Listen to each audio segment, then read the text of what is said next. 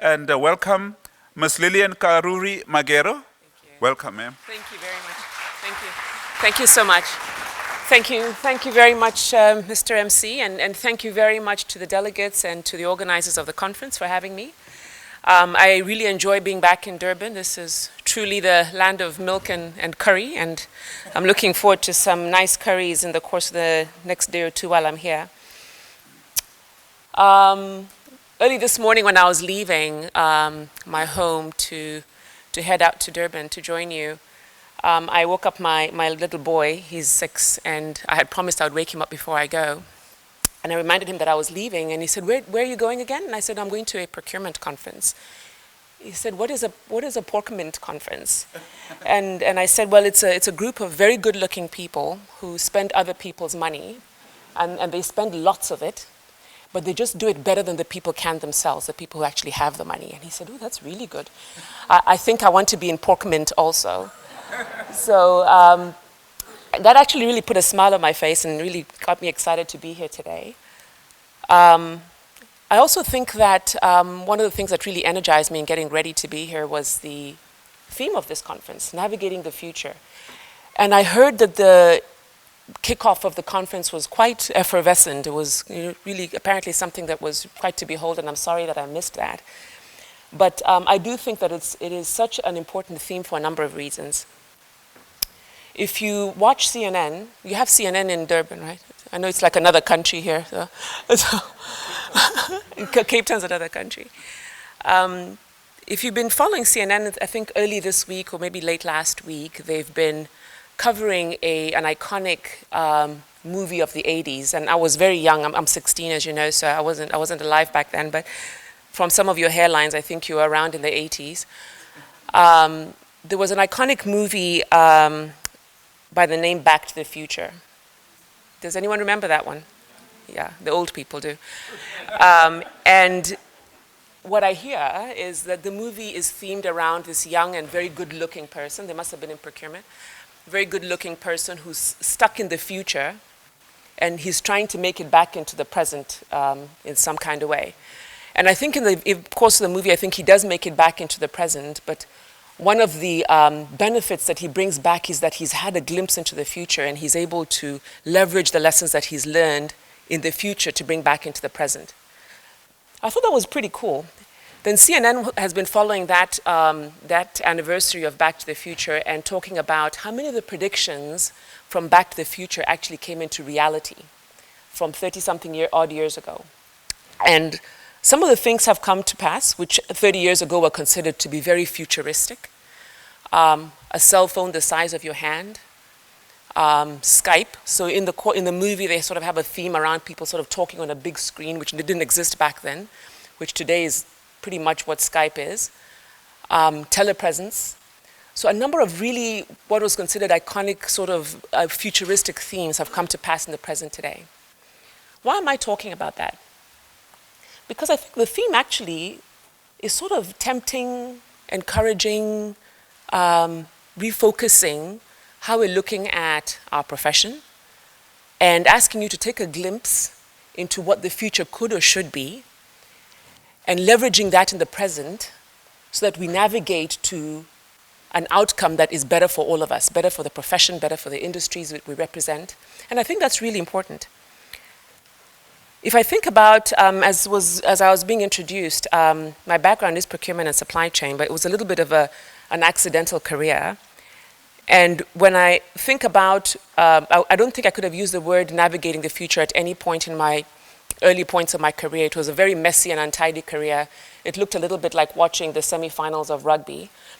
So there was no it was sort of got tired in the first half and, no tries, and sometimes you're doing something, you're trying other things, and then you sort of burn out in the second half. No laughter there. I can see that it might be too early to make rugby jokes about the box. But now with the benefit of time, so this is the future that I didn't envision 16, 17 years ago, I did some things really well, accidentally, and did some bad things on purpose, and somehow navigated myself to what I still think is a decent career that can still get better if I navigate properly into the future. Core foundational skills in procurement and supply chain: strategic sourcing, sound business knowledge, basic understanding of financial accounting, good legal sensibility, forecasting, planning, project management, all really good foundational skills.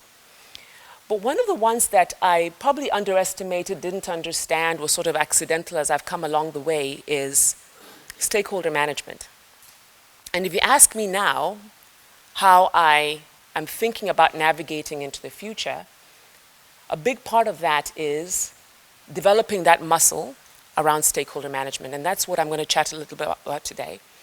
It's not a sort of a highly technical theme, so it's really more so what my thoughts are and my perceptions in the course of my career in procurement supply chain the last 16, 17 years. But I absolutely welcome you to share what you might have in terms of insight and why you think this might also be important in the organizations that you serve. As I was being introduced, you may have noticed, even though I'm speaking to a procurement and supply chain theme, my current role in the organization that I work for isn't in that. And that's why I also think I think I offer a level of credibility around this theme, because coming from a procurement supply chain function, my organization saw a skill that I'm still, I think, developing and honing: managing stakeholders, driving outcomes, and perceiving that as being an opportunity to leverage the organization's strength by utilizing that skill that I bring to the table, and which for me is something I'm still working on and growing. So let's talk about that.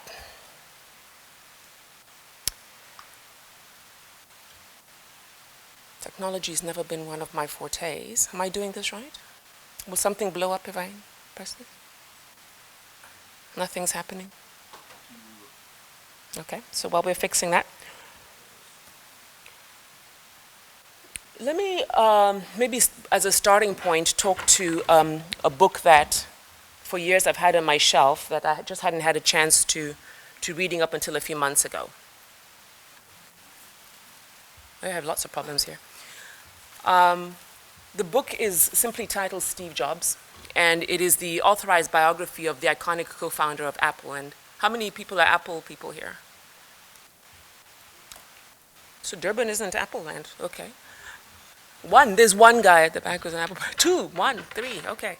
I'm not an Apple person myself. I do have an iPad, but I do find it quite complex. I'm a Samsung person. But nevertheless, I think most of you know at least some of the story around Steve Jobs, and I highly recommend the book if you're really intrigued around the relentless pursuit of excellence, because it's really about that. When you look past the flaws of Steve Jobs as a man, I think that there's really an important story there. Around chapter 27, the author, Isaacson, describes the relationship between Jobs and Tim Cook. And in the story, Tim Cook at the time was the chief procurement officer at Apple. And in the narrative, Steve describes Tim Cook in 3 very simple words. He says, he gets it. This guy gets it. And then he says incredulously, and he comes from procurement. So to me, it's almost like he thought, if I thought someone was going to get it, I didn't think it would be the guy from procurement. In the brief narrative, then, Job describes the relationship between himself and Tim Cook and why he thinks that Tim gets it.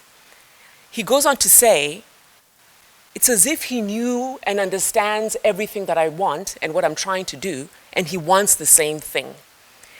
He's operating and he's engaged better and deeper than many of my other officers in this company. He is a depth and width in terms of his business acumen, driven primarily from his commercial background. He's responsible for the procurement and the supply of parts, components, and services in this organization, which is so integral to us being able to get to market quickly, to convert ideas faster and efficiently. But he wants it at the speed, and he understands the urgency of now that I have as a leader trying to drive this organization. He enters into a conversation and he can meaningfully engage, whether it's in agreement or providing, good, decent pushback to an idea that I have, to a way that really caught Steve's attention and interest. I grew really fascinated with the Tim Cook story because up until that point, I didn't know any other Fortune 100 company in the world that eventually progressed a person from procurement to become the CEO of the company. And not just any company, but the most valuable company in the world. Now, of course, there are many qualities of Tim Cook that I think made him the right candidate for that job, but there's one in particular that I think is so key and so important, and is the topic that I've been invited to talk about, and that's that he got it. That was around how he was able to understand the priorities of the organization and manage the relationships that needed to be attended to be able to make a meaningful impact on that. It offers what I think is a highly credible example of understanding, managing the priorities and the stakeholders of an organization so that you're impactful and you're influential. So how do we draw parallel to strategic sourcing skills? So even without taking a poll, if there's anyone in this room who's responsible for strategic sourcing or procurement or supply chain in any way, I suspect we're measured on the same things, even without asking. It's primarily your demand management, it's your savings, it's how you develop requirements and you write RFPs and RFQs, et cetera, how you do negotiations, et cetera, et cetera. I wouldn't even have to be in your organization to know that. I don't think my presentation is progressing. Is it? It did. Sorry.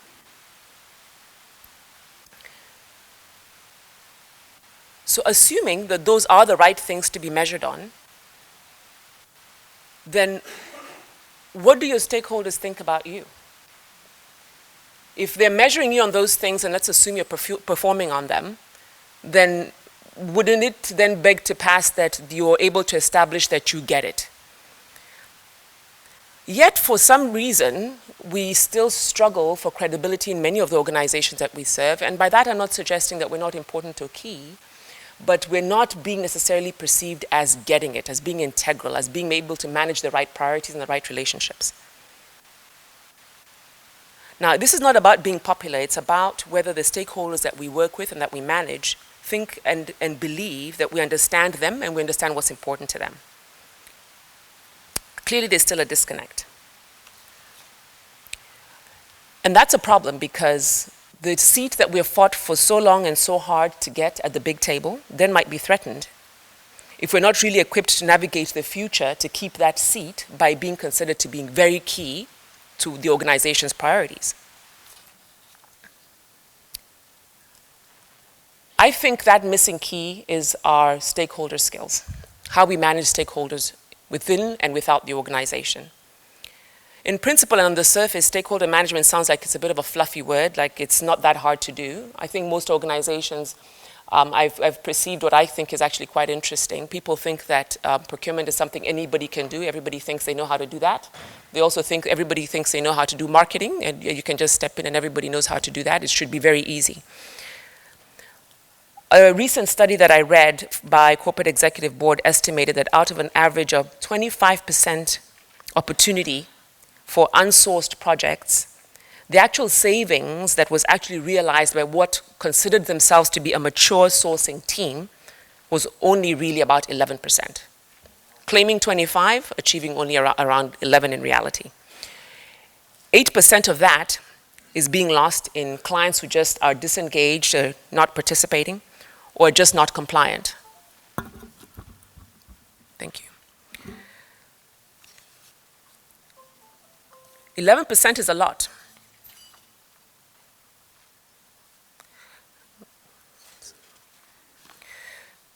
Sorry, I think there's something wrong with this machine. And where did that information come from? In a 2014 Deloitte study of CPOs around the world is where that information came from. So let me take you back again to where I think that we're missing a trick and where I think there might be a real opportunity, and I want to engage you on some thoughts around how we could do better. And that is around stakeholder engagement.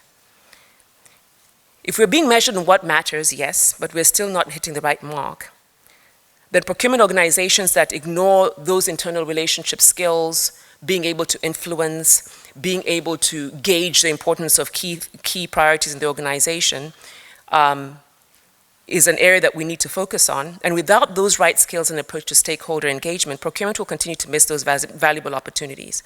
I think that procurement functions and teams must learn how to sell ideas internally and externally to be able to influence and gain the support and progressive inclusion in the organization. It's like the old adage that says, to be a really good buyer, you have to be a terrific seller as well. For me, stakeholder engagement is so key. I would almost encourage you to think about it as if you went to a restaurant, you wouldn't just gauge the quality of the restaurant based on only the food, but also on the quality of the service, and that's that missing key. If we're not becoming a voice in the early stages of ideas in an organization, in the early progress of a project, then the opportunity to influence the path of a project will become even more limited over time. If the end users aren't on board when a sourcing initiative is being developed at the beginning, then why would they want to listen to you when you want to change a strategy or you want to change a supplier? A strong and credible procurement specialist has to raise their game at the earliest opportunity, and stakeholders are looking for people who are leaders and are partners to be able to really engage with them deeply around the priorities of the organization. If we allow ourselves to be paper pushers, then that's what we get. But if we use our powers of persuasion and influence correctly and competently, we will be seen as true leaders and true partners. And if we get it right from the start, we have a chance to really change and shape the organizations that we work in.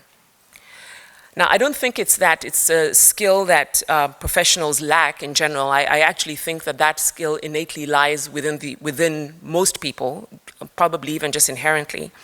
But I think the real issue is most organizations don't see it as being important for procurement professionals, and as a result, don't nurture it and don't train it. Client-facing teams get lots of opportunity to develop stakeholder management skills. So you'll find marketing functions, sales functions are reinforced in this skill.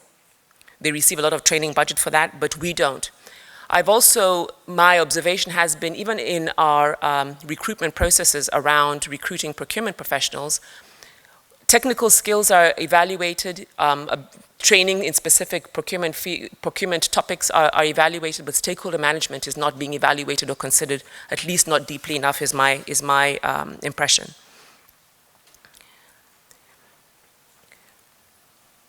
I don't think that it's easy, and I don't think it should be considered to be soft. I actually think these are hard skills, because as you learn them, your attitude will change, how you turn up changes, and how you negotiate and engage also changes.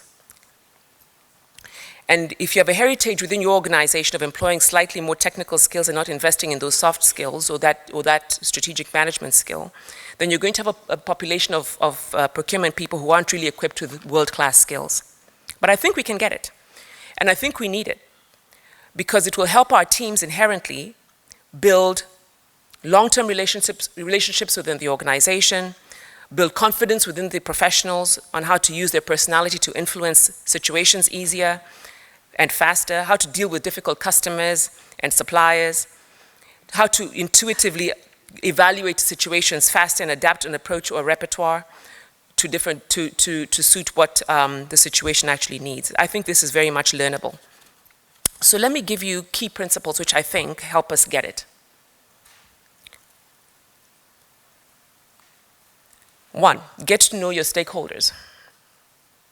2, engage as early as possible.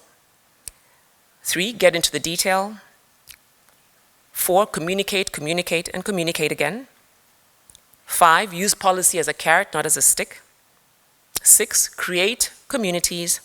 And number 7, and lastly, plan, measure, and manage for success. Let me talk you quickly through those. The first principle around getting to know your stakeholders. The key idea here is to develop a comprehensive understanding of who your stakeholders are in the first place. And I know this sounds pretty basic, but you'd be surprised at how varied the interpretations of who your stakeholders are within your own organization or within your own teams. And it can get even a little bit more complex when you ask your teams, not only who are your stakeholders, but what are they about? What's important to them? What are they being measured on? What is their interpretation of success? Many sourcing teams think about who their stakeholders are in a very flat and almost horizontal manner. But a seasoned sourcing professional should be able to think about who your stakeholders are, both horizontally and vertically, making a scan. By vertical, who is in charge, and horizontal, who are the people who influence. And by understanding those two realms, understanding then how to plug in and what you need to do to make the relationship work even better.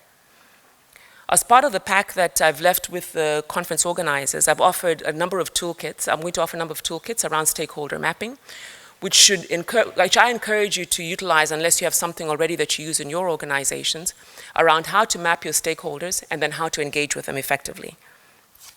The one on the screen is just but one example.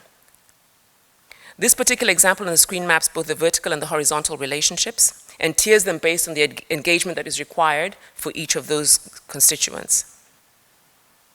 Once the individual stakeholders have been identified, then I think a seasoned stakeholder strategy will prioritize by degree of influence what attitudes are coming through from each of those various stakeholders, how you need to engage them, why, how often, etc. Principle 2 is engage as early as possible. The time to engage your stakeholders is when the ideas are twinkling in somebody's eye. That's the right time to engage, at the ideation phase.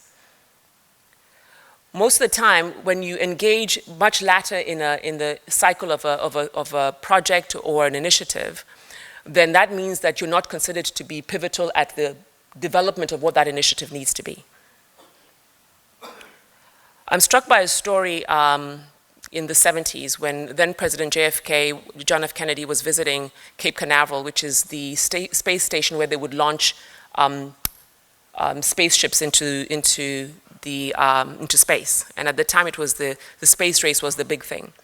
And as JFK was touring the facility, he came across a cleaner who was cleaning one of the sidewalks. And he introduced himself and said, "Hello, my name is President Kennedy, and what's your name?" And the person said, "I don't know the guy's name, maybe he says his name is Chris." And President Kennedy asked him, "What do you do here?" And he says, "I am helping launch spaceships into space." That to me says a deep sense of no matter what you are doing in the organization, I have a sense of what the outcome is, and I'm deeply involved in that. And you're so deeply involved that you understand the entire construct of what's happening in the organization and what's important about it. Encourage your teams to request not just a strategy of what they are sourcing, but what the overall strategy is for the organization, the strategy for the company. If your team doesn't know what the strategy of the company is, then they don't know how to interpret it to what they're doing on a daily basis. Principle 3, get into the detail. I, up until recently, was responsible for sourcing in a specific part of our bank, ABSA. And one of the things that really struck me was to really add value to the constituents that you do business with, you have to speak their language. Be prepared to speak their language, not yours. So that means not using procurement jargon, understanding how they speak about in their business, what's important in their business, and almost exist in their business. Principle 4, communicate, communicate.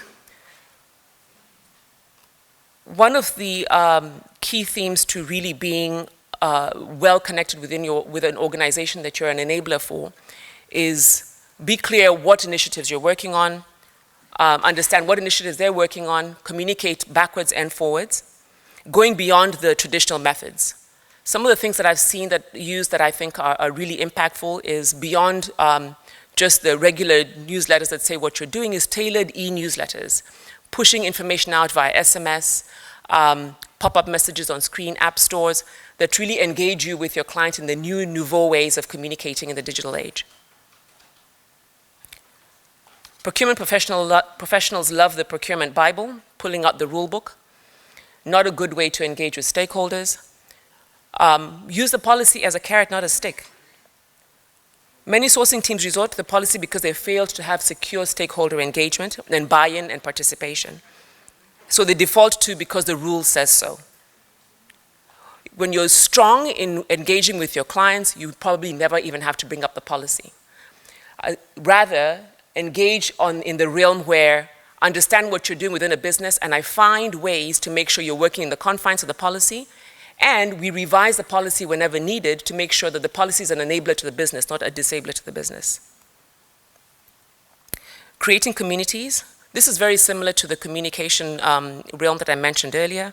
Create an ecosystem where there's constant exchange of best practice, encouraging collaboration, reinforcing shared outcomes, requesting opportunities for your stakeholders to come into your environment and you into theirs.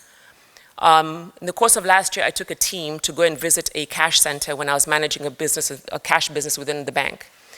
And it really opened the eyes of not only myself, but my team around elements of the contract that we're negotiating, because you actually begin to see people carrying cash and you see the dangers and you see the loops and you see areas of opportunity for how you are actually building a contract.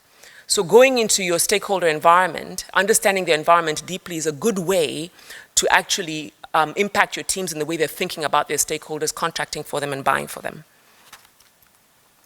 And then last but not least, planning and measuring and managing success. Beginning with clear objectives and targets, tracking benefits, sharing in benefits, how benefits are being earned. So if cost containment is one of the measures in which you're being measured, make sure that the success in cost containment is shared with your stakeholders as well. Investing in putting somebody in your client environment, I think, is as key as servicing them with buyers. Creating feedback channels and being transparent around feedback and honest around feedback. So many of these elements, whereas may not be necessarily earth-shattering or new information, I think if you really think about them deeply, I think it reinforces that it's not that easy to manage stakeholders. But if you're purposeful and deliberate around how you're doing that, it can really impact the positivity that in which procurement and supply chain teams are seen within their organization. I think it's really important to begin to evolve how strategic sourcing teams position themselves, not just as people delivering a service into the business, but actually you're selling a benefit, you're selling a relationship, you're selling an engagement. If you do it right, I think that there's tremendous opportunities, not only as an individual, but for the teams to learn, to be of better service to your organizations, and also to grow. And I believe I'm case in point of that. Again, when I was asked to speak on this topic, my sense is that stakeholder skills are not only going to be so key in the present as we continue to reinforce our seat at the table as strategic sourcing professionals, but I think going into the future, because now this profession is becoming more embedded in terms of we have appropriately trained people. It's now whether we have people who are appropriately engaged in the organizations that we're in. Thank you.